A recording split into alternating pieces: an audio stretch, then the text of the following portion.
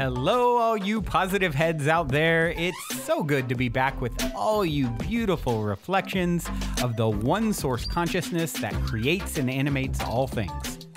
If you're new to this podcast, of course, we are super happy to have you here, and we just ask that you bring an open mind and heart to your listening experience and to be prepared to explore vantage points that I'm convinced will help shift or solidify your current understanding of the ultimate nature of reality in a way that is extremely empowering. Speaking of exploring powerful perspectives, I'm super excited to announce the release of my very first book, The Golden Key: Modern Alchemy to Unlock Infinite Abundance. If you're ready to alchemize the circumstances in your life so that your abundance expands to an entirely new level in 2021, head over to goldenkey.gift to download the audio or ebook as my gift to you by using the code POSITIVEHEAD.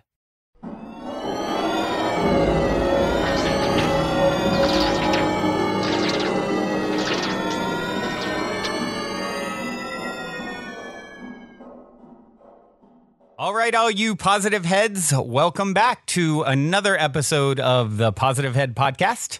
I'm your host, Brandon Beecham, and I am pretty excited today. I have a co-host that is quite a bit better looking than Dalian. I have Anita Wing Lee, who is actually on the show a while back. We did an interview. If many of you will recall that had a chance to check it out. And Anita has decided to join me for some daily shows. We're going to be experimenting with, as I've talked about, having some guests on, bringing in some different co-hosts and so forth. And Anita was gracious enough to bless us with her presence again. Hello, Anita. How are you? I'm well, Brandon. Thank you so much for having me again. And to all the Positive Head listeners, thank you guys for allowing me to come back on here. Brandon and I had so much fun jamming at the end of our interview last time. And we just ended up staying in touch when I was traveling through California earlier this summer. We ended up jamming some more. So I'm excited to be here and to get to have these chats every day and to share the insights from our lives with you guys. Yeah, and you guys go easy on her taking Dalian's place. I know some of you are you probably get very used to, like many of us. Hold on, this isn't what I'm used to hearing. This is different. It's a female voice, but yeah, I know it's going to be great. She's amazing, and I'm really, really looking forward to as you said, jamming once again. So you're currently, just so you guys know, Anita is in Hawaii right now, right? Unless you've moved and I didn't know. No, not yet. I've been here for 2 months, which is the longest I've been anywhere since this year began. Prior to being in Hawaii, I was pretty much moving places every 3 to 7 days. So it's been quite a journey, and I've been chronicling all of that through live streaming, through social media, and I'm sure we'll get a chance to chat about that more in these episodes. But yeah, I've been here in Hawaii at a meditation and eco center. It's quite the experience. Definitely one of those bucket list things to be living at a place like this and to see how it operates, and then to be a part of the daily life here. Yeah, absolutely. I've only been to Hawaii one time, but what a magical place. And I could see why you would want to make it a more permanent residence, going from 7 days to 2 months. You're really tying down those roots, Anita. Be careful. You might get stuck.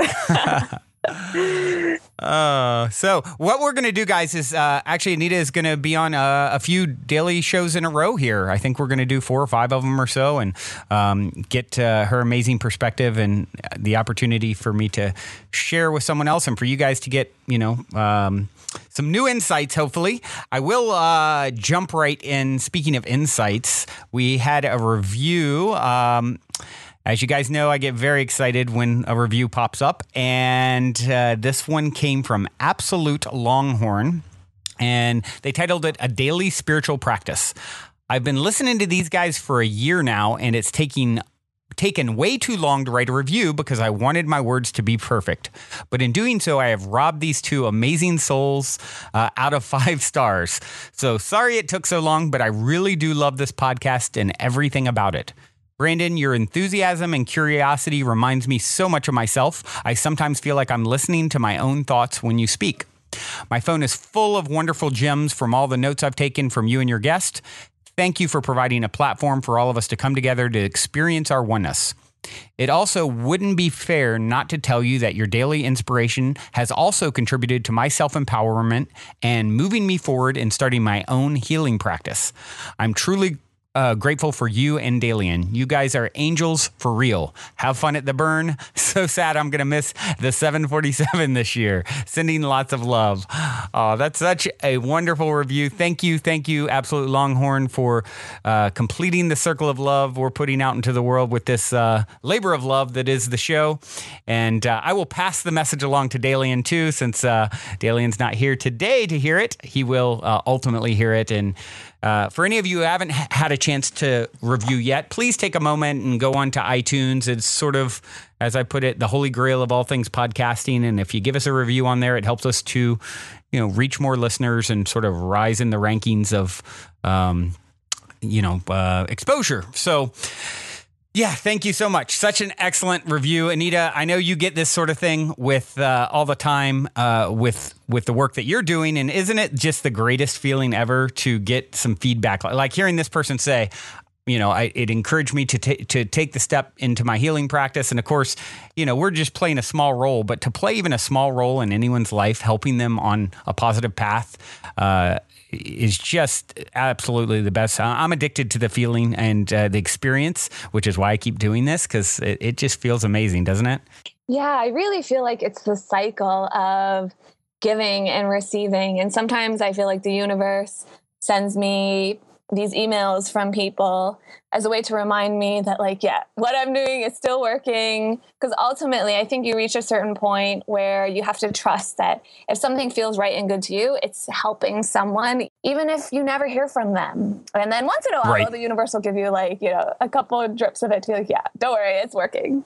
But right, I love it. exactly. And it's amazing that people write these things back. So definitely keep the reviews coming, guys. I know for Brandon, for sure, it keeps the encouragement is what fuels us to keep creating.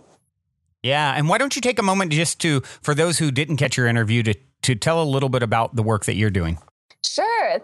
Thanks, Brandon. So the funny thing is, while I was walking over to set up my laptop, I was like, should I introduce myself as do you want the earthly version or do you want the real version, Brandon? Which one do you want first?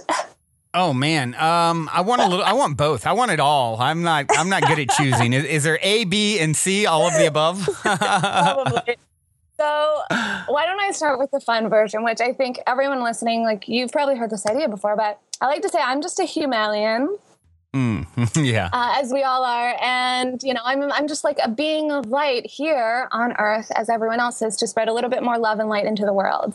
And I do that every day through different ways that inspire me and uplift me. And the way that manifests in the world is through live streaming, through social media, through spreading inspiration online. And so my journey has definitely been one of, when I graduated university, I realized I really didn't fit into the corporate world. I went to business school, and the whole time, I just spent my time going to Africa.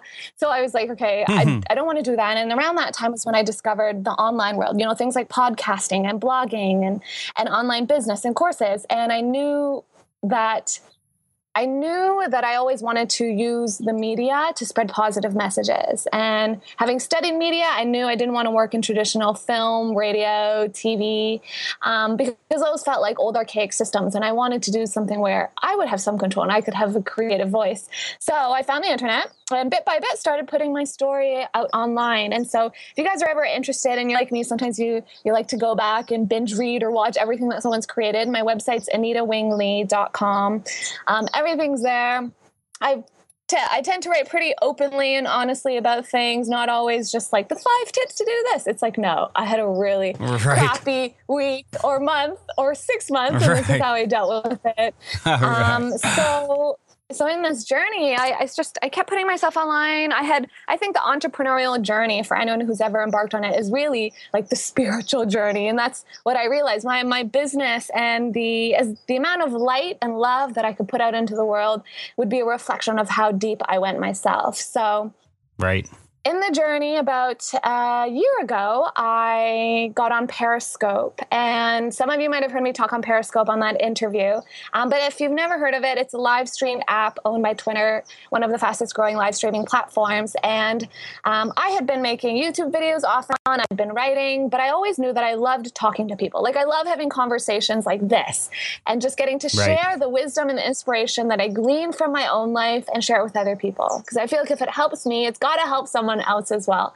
And gleaning lessons from our own lives helps us to transcend the littleness, right? And transcend the freakouts and look for the gems in life. So I found this app and I started talking to myself on my phone. And in time, I built up this little weird at first, right? Yeah, a little weird at first, but now it's not. Now it's normal. I'm like, walking around talking to my phone all the time. And I got momentum there that I had never gotten on social media. To give you an example, I'd been on Twitter for like 3 years and I had 600 followers and had no idea what to do with it or how to use it, and just was never really inspired. But I got on Periscope, and within a week, I thought, I want to do something regular that will help other people. And I always thought of doing morning meditations. So I wrote in my little Periscope bio, morning meditations, Monday to Friday, 7 a.m. And I started showing up. And at the time I thought, wouldn't it be cool to have 100 people at the end of my meditation? So at the beginning of a live stream, there's usually a lot more people. At the end, people trickle out. I thought it would take like months to get 100 people, but it only took 3 weeks. Wow. Which means that I would guide a meditation, and then when I opened my eyes, there were still 100 people in it, and they had done the meditation with me the whole time. And these are just short 7-minute meditations, but that was when I thought, okay, wow, like there's something here, the lights on my radar turning on. And so I've been continuing to share my journey, live streaming, and then I reached a point where I wanted to take this work off of my phone and into the world. Right. It's always great to be spreading inspiration sitting from home, but I felt like I wanted to do something a little bit more tangible with my community. So the most recent and fun and exciting and daring evolution of what I do is at the end of last year, 2015, I knew that in 2016, I was going to be turning 25. And it's not about the age, because I know someone here's going to be like, yeah, she can only do it because she's young, but it's really not about that. It's really the fact that I was like, I wanted to make this year different. For the past 2 years, I'd been building up an online business, or felt like I'd been trying to, and I was like, okay, this is kind of working, but I need to do something different. I need to take a really big leap. And so I started thinking to myself, what is it that holds people back? We have all these worries. Most people worry about their career and their money. That tends to be, and then there's a family, but I would say that's linked to money as well, and your career, because you feel like you need those things to support other people. And I thought, what if we lived every day without that fear, and we just woke up every day asking, how can I help? How can I serve? What would light me up? So I called this year Project Soul Fam, and that was what led to the travel. At the end of December, literally December 29th, I had everything that I owned in a suitcase, hopped on a bus in Toronto to New York, and then made my way across America and 9 cities across America, leading little drop-in donation-based meditation sessions. And then I went to Greece and worked with refugees, crowdfunded a book that we're still working on called The Soul of Humanity, all about self-discovery and living your purpose. And then ended up coming back to America here, ended up here in Hawaii for now. But that's this whole journey right now, I'm living this big story. You know what they say, you should always be writing a book so that you remember to make your life worth writing about. That's what I feel like I'm doing. But really, I've been, for many years, since it clued into me that I wanted to use media to spread positive messages, I've been writing, blogging, live streaming most recently. And I just like to share that journey of what it means to be a person that is committed to living their calling. Because we all have that little voice inside of us that tells us, that tells us okay, you could do more. You could, you can be a little bit more brave than this. Right. And I've always challenged myself to listen to that voice and do what it tells me to do. And that's led me here to all of you guys. So that Dun, dun, is dun. me. That's awesome. Yeah. What an inspiration. And, of course, to live that sort of path and to take, to be that bold, you have to really move into a place of trust and sort of the art of allowing your life to unfold and just letting things come as they will. And there's actually a quote here that you picked out, but I'm going to read it because I love it. And it's funny because within the last week, I've had a couple people send me something saying, you need to interview this person. And I wasn't even familiar with this person until a week ago. And they've come up like, this will be the third time in a week. And it's another Anita. Anita Journey wrote a book called Dying to Be Me, My Journey from Cancer to Near Death to True Healing. And this is a quote from that book that definitely resonates with sort of the other Anita who we're talking to, resonates with both of you guys, I guess. She said, I detach myself from preconceived outcomes and trust that all is well. Being myself allows the wholeness of my unique magnificence to draw me in those directions most beneficial to me and to all others. This is really the only thing that I have to do. And within that framework, everything that is truly mine comes to my life comes into my life effortlessly, unlike me saying this word. Oh, the irony. Comes into my life effortlessly in the most magical and unexpected ways imaginable, demonstrating every day the power and love of who I truly am. I mean, what a powerful perspective. And it's something that I feel, Anita, more and more people are sort of moving into this place of some would call it being in the flow, right? Allowing things to sort of come to them and following their bliss, following what feels right. And I know when you and I were here, you talked quite a bit about this. And obviously that's why you chose this particular quote, because it resonates so strongly. I mean, can you talk a little bit about what your experience has been? You have some stories that, of course, I think one of which you talked about is manifesting an avocado. That has to do with not sort just of one avocado. Yeah. There's avocados.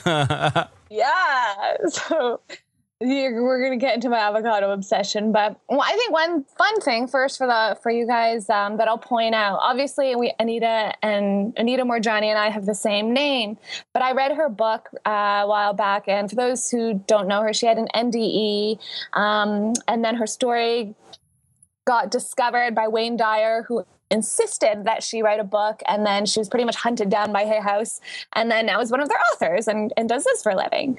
Right. But there are parallels that have from her journey and from my life that have made me kind of like anchor in that, like, yes, this is not me needing to seek wisdom from Anita Journey. This is like the same wisdom that can come from every one of us. Right. So Anita's NDE, her near-death experience, happened on my birthday, February 2nd. Oh, really? Wow. About 10 years ago. Yeah. She's raised and lives in Hong Kong, which is kind of where my family's from. And then she's Indian by heritage or by ethnicity. And my whole life, I've had people tell me that, did you know Anita's an Indian name?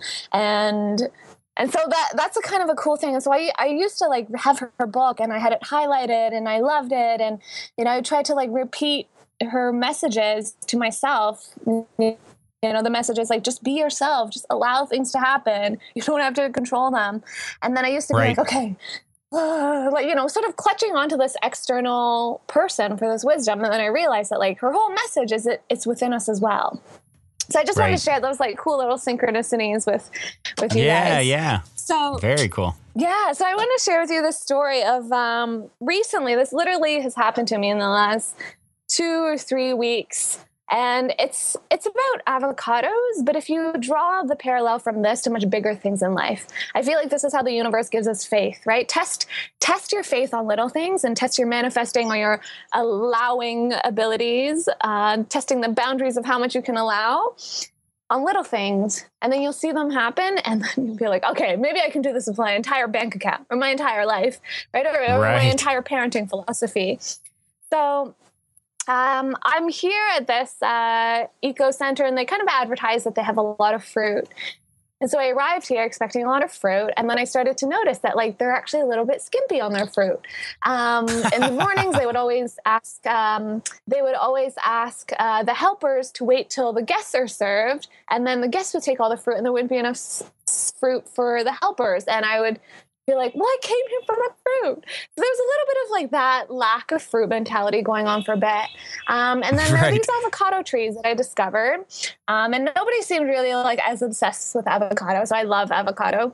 And so I would keep an eye on them. I would like talk about them and people would say like, oh, they're not ready yet. So I kept waiting.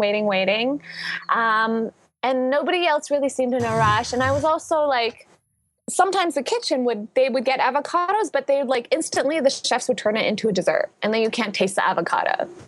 Right. And then I started to realize that I had this like, I was feeling upset about the fact that like every time they had avocado, they turned it into something that I didn't like, or that's not how I want to eat avocado. And then I realized, why am I giving away my power to someone else when I could just buy avocado? And I realized that I had this like, this little limiting belief and lack mentality that like I wasn't worth buying avocados for myself. I had to like wait for the kitchen to make avocados. Because we have amazing chefs here and they do make amazing food, but this little thing of like I wasn't giving myself permission to just buy avocado instead of waiting for them to buy it and prep it. So the next time we were at the market, I bought myself 3 big avocados. And then the following week I had these avocados and they were, I would eat like half of one a day, but these are huge ones. So half of one is like a whole medium-sized one. And I was like loading up on avocado and like so good and just loading it up with salt and pepper and just feeling really grateful and appreciative and proud of myself for recognizing this limiting belief, buying the avocado and just enjoying it, right? It's like $5 for like 3 giant avocados. So I was kind of laughing at myself that I didn't think of this earlier. So this started the avocado avalanche. Because every day I was like looking forward to avocado. And then I, some days I wouldn't eat it too because there was other food that was good, but I still had it. And just knowing that I had it made me feel abundant and grateful and happy about myself. And what I noticed, like this, without me saying anything, the chefs naturally started buying more avocado. And they would there's just more avocado in our meals. And so the next Sunday, because Sundays are market days, I went to the market again and I got more avocados. But this time I got smaller ones because I noticed like the big ones were too much. But I still I had my own avocados. And I started noticing that the avocados on the trees were also bigger. So I picked one to see how long it would take to ripen. Because that's how you can tell if you're not sure if they're ready yet. You pick it and see if it will actually ripen instead of picking all of them and then they don't ripen. So this one ripened and it ripened around the same time that I had just bought mine. And so now I had more avocados. And then some of the guests went out for an excursion and they found some avocados on the ground and they brought them back. And so all these avocados started ripening around the same time. And then when the avocado from the tree started ripening, I realized that that means all the avocados are ready to ripen. They'll ripen slowly, but I've been waiting for 6 weeks. And now they were finally ripening within a week and a half of being picked off the tree. And so I had my own avocados. The trees were coming out, the trees were ripening. The chefs were buying them without me saying anything. And then this was a cherry on top. This is when I just had to laugh and be like, okay, universe, I got it. This is how you do it. So I went to the beach and it's about a 15-minute walk from here. And on this particular day, someone was going to teach me surfing. So teach me and a friend. So I went and then they were, the guy and my friend were going to go next and I had to come back here. So I was going to head back first, hitchhike back or walk back while they surfed for another hour. And I had realized that I left my shoes in their car. So I'm like, okay, I'm either going to walk back barefoot, which is doable, but or hope that I get a ride really quick. So I start walking. Someone drives by and is like, hey, do you need a ride? They weren't really going that direction, but it's a short drive. So they decide to drive me. I open the door and there's 4 avocados on the seat, 4 big, beautiful avocados. And he's like, do you want some avocado? And I just had to like burst out laughing because I was like, okay. I was like, well, did you buy these? Or are these from? He's like, no, these are from my tree. And he must have just like picked them to give to people that day because he had so many. That's awesome. And this is just some random person. Yeah, random Hawaiian person who picked up a hitchhiker. And then he insists that I take them. And I'm like, I don't need all 4 of them, but I'll take 2 of them. And so I had just had this like 2-week period, which is still going on, where since I gave myself permission to like buy the avocados and just be like, you know what, like I'm worth it. It's okay. Then they started coming in from all directions. And every day now, if I want to, I can like eat an avocado. And even if I don't, there's that energy of appreciation that they're just all around and I've got them and I can eat them anytime that I noticed is what led to this manifestation of avocados everywhere. So It's such a great lesson. And expand it to your whole life and manifesting all the other things that you want, but maybe don't believe you deserve yet. Before we continue on with today's episode, I'd like to take a moment to tell you a little bit about my very first book, The Golden Key: Modern Alchemy to Unlock Infinite Abundance. The concept for the book initially came to me in a dream and has been followed by a next level amount of synchronicity, confirming for me that the information in the book is pertinent to get to the world at this moment in our collective evolution. In the book, I share the 8 keys to manifesting abundance that I've personally discovered over 25 years of trial, error, and deep exploration, including one golden key that ultimately ties them all together. I think most of you will agree with me that talk is a bit cheap, especially these days, and results speak the loudest of all. Well, these keys have led me to manifesting incredible results, such as an Inc. fastest growing private company, uncanny health, incredible relationships, and success with this podcast. However, I'm not any more special than you, and anyone can apply this information to achieve incredible results in their own life. I also believe waking up our planet by sharing these keys to abundance is the quickest way to help us to transition our home into the planet of paradise it is destined to become, which is why I'd like to gift the book to you at goldenkey.gift when you use the golden key code POSITIVEHEAD. I would also like to invite you to create your own unique golden key code so you in turn can gift the book to others, as well as invite you to participate in a unique abundance manifestation game with me and the other readers that is outlined in detail at the end of the book and on the website, where readers are also going to share the inspiring results of their abundance manifestation experiments. Lastly, I'm going to practice what I preach by sharing 50% of the abundance generated from the golden game and sale of the other golden goodies on the website with you and all the other readers. So if you're ready to alchemize the circumstances in your life so that your abundance expands to an entirely new level, head over to goldenkey.gift to download the audio or ebook as my gift to you by using the code POSITIVEHEAD. Also, if you end up loving and appreciating your gifted copy of the book, please take a moment to go to Amazon and give it a review, which will greatly help me reach and unlock more hearts with the golden key.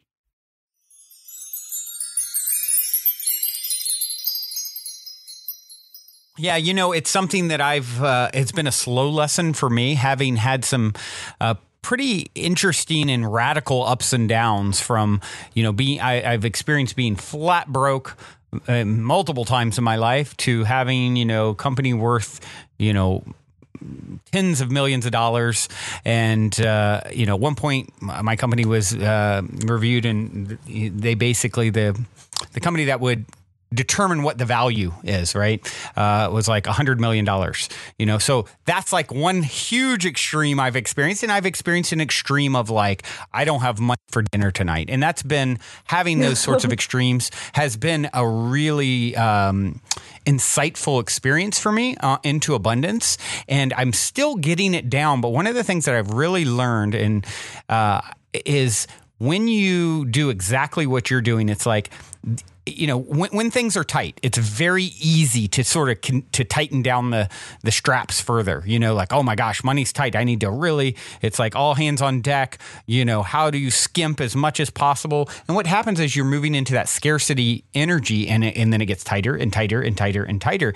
And what I have found, and it took me such a long time to get this, is when you feel like you want something, like in your case, the avocado, and it's not there and you're really desiring it, is to say, hey, I'm worth it. Maybe money's really tight, but there's plenty more where that came from. And this act of acquiring, in this case, a very simple, relatively inexpensive thing, right, is going to open up the floodgates when you can understand that the more you sort of have that abundant energy, the more abundance you call forth. And I think it's a tricky one. It really is, because don't be foolish with your money. Money's tight. Batten down the hatches. We gotta make it through until the next paycheck or whatever. But if there is, and I think you have to really examine the quality of the experience. In this case, it's a relatively inexpensive item, and if you acquire it, what sort of message are you sending? You're sending one of abundance. There's enough. I can have. I deserve it. I'm worthy, as you said. Not feel. And these little subtle sort of tricks will happen of the ego, and telling yourself, oh, I'm not worthy of spending the money on this and doing this thing, when really spending the money, even if money is tight, the energetic release and sort of avalanche that it will cause create so much more. So I think of a friend who was like that. He would just spend. And I always thought he was really reckless with his money, but he would somehow always attract a lot more, because he was always, currency is meant to flow. So you have to, I'm not saying now, this isn't like, hey guys, just go blow every dollar you got and don't care. It's sort of like, it's a fine art of finding the energy behind it. And what are you resonating with in that moment? Is this thing that I would spend money on good for me? In this case, an avocado is really one of the healthiest things you can ingest, right? So it's relatively inexpensive, it's healthy, and it's sending a certain message. There's I guess my point is there's just so much more to the story, and learning how to navigate this. It's been such a great lesson for me when times have been tight, learning how to not act like get really tight and be willing to spend on yourself in a way that is going to ultimately be beneficial, not only in the immediate gratification, but also energetically above and beyond that. Yeah, I found that once I bought my avocados, and then, within a few days, the kitchen had a ton of avocados and they were making food with it. I started to realize that that belief and that feeling grateful and that just accepting it was the energy that was bringing more avocados. Right. So it was less about the avocado and more about every time I sat down to enjoy this thing, it could be an article of clothing. It could be really nice nail polish. I just have to point out that probably never came up in your podcast with Jalen before, but whatever it is, spending that little extra on yourself, it's because it's not about okay, I'm actually going to buy this really expensive car because it's going to make me feel good all the time. If you're not ready for that, that's fine. But buy a nicer shirt then, instead of buying the $5 shirt, so that every time you wear it, you feel abundant, you feel grateful, and you feel proud of yourself, because that energy and time, I've always felt this is how Oprah did it. She was, she kind of says it too. It was just being grateful for one pair of shoes at a time. And then one day you have 1,000 pairs of shoes, but it still happens. It still comes from those early days when you're genuinely grateful for this beautiful piece, whatever it is, even if it's just a little Buddha statue that every time you look at it, instead of getting the cheap one, you allowed yourself to buy the nicer gold one, and having that in your home and in your sphere, because I can really feel it's in my energy bubble of thinking now, right? Pretty much every day I think about my avocados and how awesome I am. And I notice this. Other people will be like, Anita's the avocado queen. And I'm like, I am the avocado queen. That's right. And don't forget it. Avocados. And it's Yeah, it is such a powerful lesson, just moving into that, that state of worthiness, knowing that you're worthy, and knowing also that there will be plenty more abundance where that came from. So if it's going to cost you in the short term, there's more abundance where that came from, and you are worthy. And it's just, like you said, it's not about going out and saying, okay, I'm going to go buy the $100,000 car that I can't afford. It's not that would be coming from, what is the intention behind something like that? Is it probably a very egotistical move, or, so you got to really look, there's many facets to this, but looking at the underlying energy and what it represents and how it feels and that intention. And if the intention is all lined up, do it, because it's only going to trigger an avocado avalanche. So, yeah. Well, Anita, this has been absolutely awesome to share with you. I look forward to the forthcoming episodes. We're going to do a few of these together, and this has been really, really cool. And I actually have even appreciated you coming on so much that I let you choose the song at the end of today's episode. And so what have you got for us? I have a feeling it's going to be a little different than probably something I would choose, and that's the way it should be. What do you got? Yeah, so I'm usually not super into top 40 music, but then I just stop judging myself, and then I just allow myself to enjoy Good it. idea. So this song is called "This Is What You Came For," which is very fitting if you think about it. Well, all the things that you would desire in life are what you came to Earth for. So allow yourself to own your desires and enjoy them, by Calvin Harris featuring Rihanna. This is what you came for. Hope you all enjoy. Also, before we cue up today's song, as a quick reminder, don't forget to download the Golden Key audio or ebook as my free gift to you at goldenkey.gift using the Golden Key code POSITIVEHEAD. And please, if you enjoy my gift, leave a positive review on Amazon so others can unlock their lives with the help of the Golden Key as well. Baby, this is what you came for. Lightning strikes every time she moves, and everybody's watching her, but she's looking at you.